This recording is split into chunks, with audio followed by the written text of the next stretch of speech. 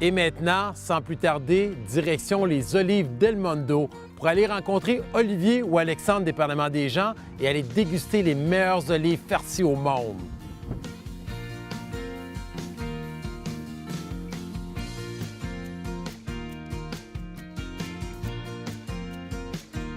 Je connais ça, Olivier Del Mondo. C'est extraordinaire. C'est une de mes plus belles découvertes de l'année passée. Lorsque j'ai été rencontrer le maire de Saint-Albert, Alain Saint-Pierre, il m'a emmené visiter ça parce qu'ils sont exactement à côté de l'hôtel de ville, la Caisse populaire. Donc, fantastique. Sincèrement, depuis que j'ai goûté aux olives là-bas, partout où je vais, même lorsque dans les petites épiceries en vrac des olives ou dans les grosses épiceries, jamais que je n'ai goûté des aussi bonnes olives. Ils farcissent leurs olives à la main, une par une. Il n'y a rien de mécanique. Honnêtement, on croque dans l'olive puis on imagine tout le travail qui a été fait pour préparer ce produit-là. Vraiment, j'ai hâte de vous le faire goûter. Je pense que cet endroit-là, les caméramans, là, un peu comme une autre occasion où j'ai essayé, je vais vous permettre de faire la dégustation avec moi.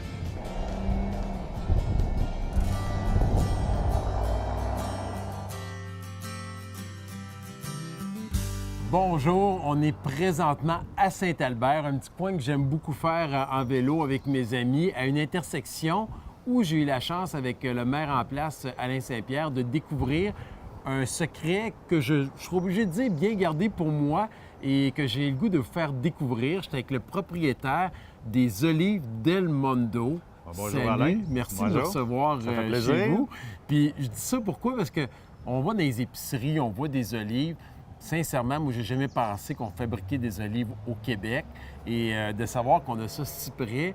Et je dirais aujourd'hui, quand je vais dans différents exemples à Gatineau, Ottawa, quand je suis là, devant un service en vrac, je regarde les olives, je les vois plus de la même façon. La même chose. Sincèrement, je suis obligé de te dire, et tantôt on va y goûter, il n'y a rien qui bat les olives Del Mondo. Ben merci, c'est gentil. Alors, Alexandre, mais on dit Olivier, parce que là, ça va avec le nom. Je pense que les gens t'appellent comme ça, Olivier Del Mondo, un beau nom de famille. C'est quasiment plus simple même que Reyes. On est présentement dans le kiosque où les gens peuvent arrêter, acheter des produits directement ici, même que vous en vendez, ce que j'ai compris, à plusieurs autres endroits. Combien de points de distribution? On est rendu à 62. 62 points de distribution partout au Québec. Oui. Et on est vraiment à l'intersection sur la rue principale de Saint-Albert avec la 955 et la route qui nous emmène à Warwick pour les gens qui cherchent où vous trouvez, hôtel de ville à côté.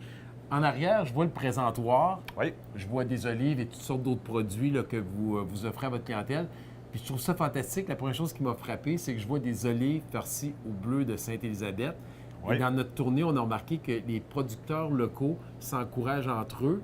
Donc, d'après moi, tu ne touches pas à la recette du fromage bleu de Sainte-Élisabeth. L'authenticité. Non, on garde ça. Là, je pense que le nom, la réputation. Ouais. Mais les autres produits, les recettes, la farce à l'intérieur, vous avez développé ces recettes-là vous-même? Vous les fabriquez vous-même? Oui, effectivement. Donc, on va développer nous-mêmes, soit à partir d'une matière brute qu'on va seulement intégrer dans le livre, ou quand il y a des recettes, comme tu expliquais, Alain, c'est qu'on fait souvent, on va faire des tests. Avec notre clientèle. Donc, quand on veut mettre en place un nouveau produit, intégrer un nouveau produit dans le marché, on va faire des tests de goût à notre clientèle qui nous visite en boutique. Ouais. Puis les gens vont remarquer tantôt quand on va se rapprocher, là, on voit les olives, ils sont bien farcis. Là. On voit que vous êtes généreux, puis honnêtement, quand on y goûte, on sent vraiment là, le mélange de tout ce qu'il y a à l'intérieur, des saveurs là, qui sont présentées. Oui. Puis c'est sûr et certain qu'on va faire une place prédominante pour les produits locaux à l'intérieur d'un olive qui est du terroir grec, donc de notre producteur. Combien de sortes d'olives différentes vous offrez à la clientèle en ce moment? Actuellement, dans notre liste de distribution en tant que telle, on est rendu à 25. 25 types d'olives différents. 25 types d'olives, effectivement. Donc, on va parler de gingembre, on va parler de citron, à l'ail, écoute, tomate feta, tomate pesto. On a pour tous les goûts. Là. Quelqu'un qui aime ça un peu plus piquant, il va s'y retrouver. Il aime ça un peu plus doux, il va se retrouver. Puis j'imagine qu'il y a l'intermédiaire. Oui, effectivement, que ce soit le persillé pour le bleu, mais aussi le croquant d'une amande, croquant d'un cachou, d'une noix de cajou qui est très populaire. On va jouer à Tout le monde en parle. La question qui tue, c'est quoi le meilleur vendeur dans les olives et c'est quoi ta préférée? Ta sorte préférée? Ça, on me pose souvent la question. Ouais, c'est la bonne question. Ouais, Arrêtez, je pose des questions des gens. Oui. Bien, définitivement, moi, c'est sûr et certain qu'en fait, ma préférée, c'est vraiment celle au bleu que je vais déguster vraiment avec une bière ou un vin rosé. Comparativement aux autres, souvent, on va en manger un petit peu moins. Hein? Okay. On va en manger 3-4 Ça à les goûte. farcis. Si ça goûte, c'est goûteux. Hein? On ne prendra pas une mêle au complet. On va y aller doucement avec le bleu, à part pour la tartiner, bien entendu.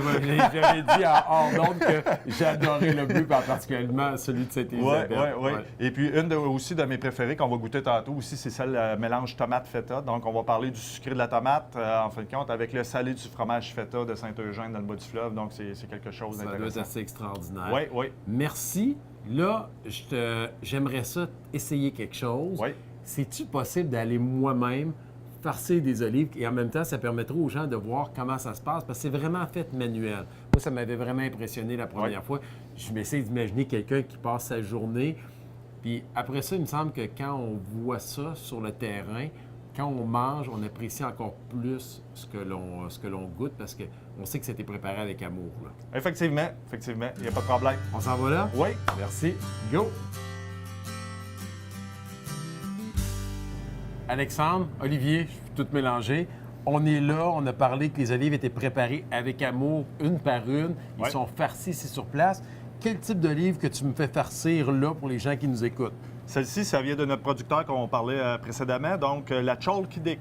Chalky-Dick. Qui provient de la région de Laconia en Grèce. Et qu'est-ce que je mets à l'intérieur de l'olive qu'on va préparer? Écoute, Alain, ça, c'est un mélange de gingembre confit. Donc, le confit, c'est sucré. Hein? Le gingembre lui-même, il est un petit peu piquant. Donc, le mélange sucré-salé avec l'olive.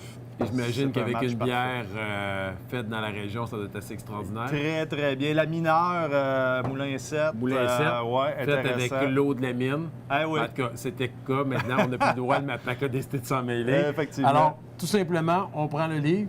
Je suis droitier. On la rentre à l'intérieur. Dans le gingembre, avec le gingembre. Voilà, on pousse au complet. Voilà, au complet. Et on jette. Et voilà, effectivement. Hey, c'est un art. Je ne sais pas si vous le savez. Oui. Moi, je me prépare une après-carrière parce que je ne ferai pas de la politique toute ma vie. Non, mais en écoutant le hockey, des fois, ça peut être intéressant. On a la TV en plus. Le problème, c'est que les Canadiens n'ont pas permis de travailler longtemps avec le hockey. Là. Fait qu'on rentre comme ça, et ça, vous le faites pour toutes vos recettes. Toutes les recettes. Tu dois en fabriquer des olives. Ça veut dire quelle quantité pendant l'année? Alors, je ne sais pas moi, en poids, ça doit être en tonnes que vous faites. Oui, c'est en tonnes. Combien de tonnes? L'année passée, en 2016, on a passé 7 tonnes d'olives, en fin de compte. 7 tonnes d'olives? Oui. 7 tonnes. Ça vient de où, ces caisses d'olives-là?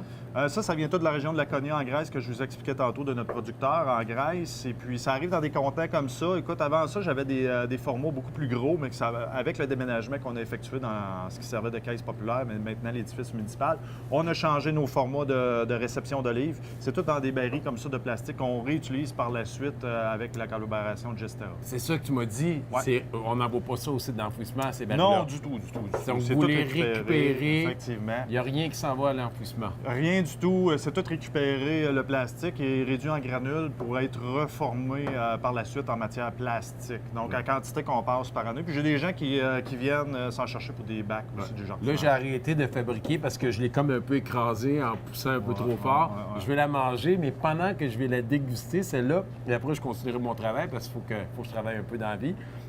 J'aimerais ça que tu me dises pourquoi tu as choisi Saint-Albert. Tu décides de te lancer dans l'olive, puis tu décides de choisir Saint-Albert. Est-ce que tu es originaire d'ici? Si c'est le cas, es-tu parti à l'extérieur? Qu'est-ce qui fait qu'on choisit ce beau milieu? En fait, pour fonder une famille, bien entendu. Puis, effectivement, je suis originaire de Saint-Albert. J'ai grandi à Saint-Albert, dans mon patelin, ici même.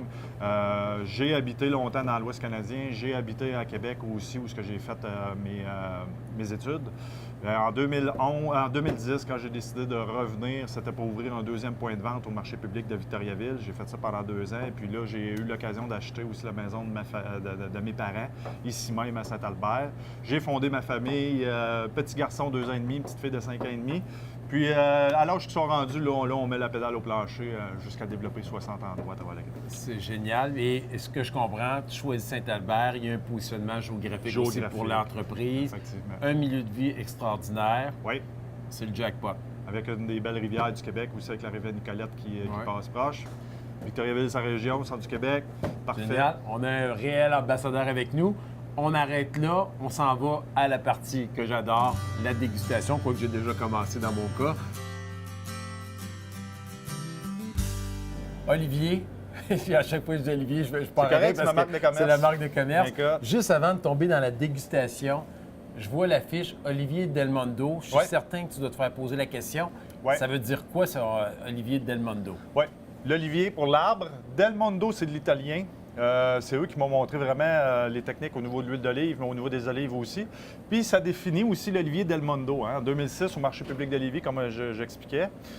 L'olivier du monde. Donc, le monde, c'est qui? C'est le producteur de fromage, c'est le producteur de légumes qu'on va utiliser dans nos olives en tant que tel. Donc, c'est l'olivier Del Mondo, l'olivier du monde. Génial. Et là, si on y va directement, qu'est-ce que tu nous fais goûter aujourd'hui? Oui. Olive chalk-dick qu'on a farci tantôt, le gingembre. Maintenant, c'est tomate feta. Je l'ai numéré, une de mes préférées. Mélange contraste sucré-salé. Le sucré avec la tomate séchée, le salé du fromage feta. Ensuite, on a l'olive aux amandes rôties aussi, qui est très populaire, qui est ma plus grosse vendeuse là, depuis maintenant 11 ans. Oui, c'est celle que les gens apprécient beaucoup. Et on a le fameux piment aussi. Je te parlais, Alain, qu'on ne fait pas juste farcir des olives aussi, on farcit des piments. Ça, c'est le cherry popper, ce qu'on appelle. Un peu plus piquant? Non, du tout. C'est celui qui est sucré, vinaigré un petit peu avec le fromage. Le même fromage feta qu'on va trouver dans les olives en tant que tel. Sucré, salé encore une fois, mais c'est vraiment un piment qui vient du Pérou. Donc, on est en train de travailler tranquillement avec des Péruviens. Péruviens. Des jalapenos que tu farcis? On a des pepperoncini, des jalapenos. J'essaie de me trouver un producteur. D'ailleurs, l'offre est lancée. Si jamais il y a des producteurs au Québec qui est capable de m'approvisionner sur 12 mois de jalapenos ou n'importe quel piment, je suis partant. Watch out, parce qu'avec mon Facebook, il y a de plus en plus de monde qui me suit. Tu vas peut-être avoir un coup de téléphone quand ça va passer. C'est ce que j'attends. Fait qu'on essaye. Moi, je vais commencer par celle-là. Bien sûr. Laquelle que tu prends, toi? Je vais prendre la même chose. En passant, si tu vois le visage des caméramans, ils sont très jaloux de cette section de l'émission. Ah ouais? De temps en temps, quand ils sont gentils, je leur permets de goûter. Là, je vois des mains qui étirent, mais on va y goûter en premier. Parfait. Santé, merci de nous... Faut pas parler la bouche pleine. On goûte le feta. Oui. Crémeux. Délicieux. Feta du Québec. Vraiment. Du Québec, en plus? Bien sûr, ça a été jeune dans le bas du fleuve. Génial. Oui. Je veux juste te dire quelque chose. Je l'ai dit à tous les autres endroits où j'ai eu la chance d'aller visiter. Et on en a 28 comme ça, juste dans la MRC d'Arthabasca présentement. Bravo pour le travail, la persévérance, parce qu'au début, ça a dû être difficile en se lançant là-dedans. Et je dirais cette fierté-là qu'on ressent, cette passion-là dans ce que tu fais avec toute ton équipe. Et je vous invite, et en même temps, je vais en prendre un. Bien sûr, un piment, oui. Choisir. J'invite tout le monde à arrêter à Saint-Albert, rue principale. Faites un arrêt, venez dire bonjour aux gens, venez goûter les olives, mais il y a aussi des pâtes et toutes sortes d'autres produits fantastiques. Santé. Santé encore.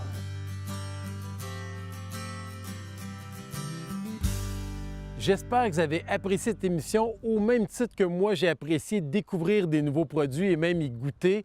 Je vous invite à inviter vos amis à aller les visiter, à aller les encourager. Ils sont là 365 jours par année. Ils sont là pour vous.